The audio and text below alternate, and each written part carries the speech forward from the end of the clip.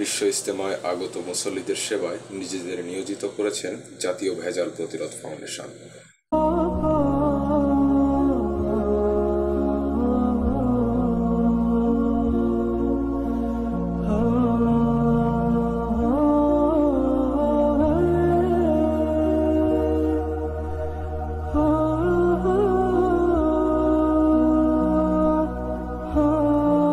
আনুষ্ঠানিকতার প্রথম দিন শুক্রবার থেকেই ফাউন্ডেশনটি তাদের কার্যক্রম চলমান রেখেছে।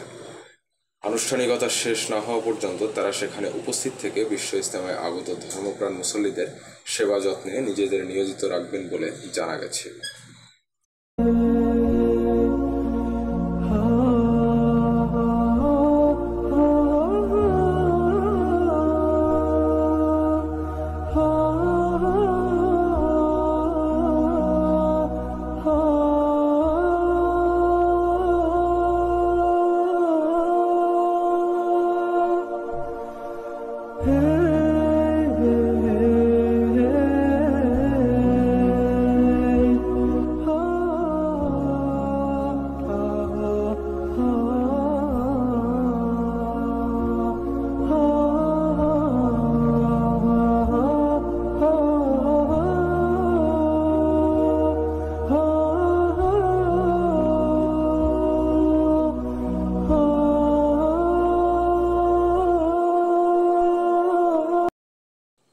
সরেজমিনে ঘুরে দেখা গেছে মুসল্লিদের অনেকেই এই সেবা নিতে ভিড় করছেন।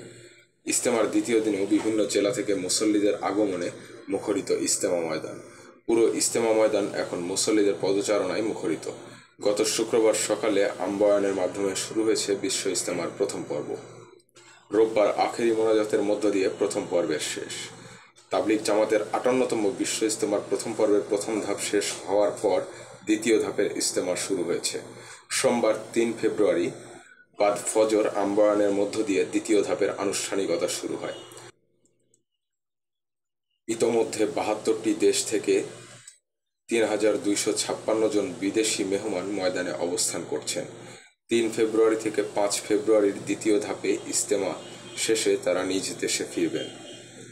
বিশ্বের দ্বিতীয় বৃহৎ ইসলামী জমায়েতে অংশগ্রহণ করেছেন। ইজতেমাকে ঘিরে ব্যাপক নিরাপত্তা ব্যবস্থা জোরদার করেছে আইন শৃঙ্খলা বাহিনী।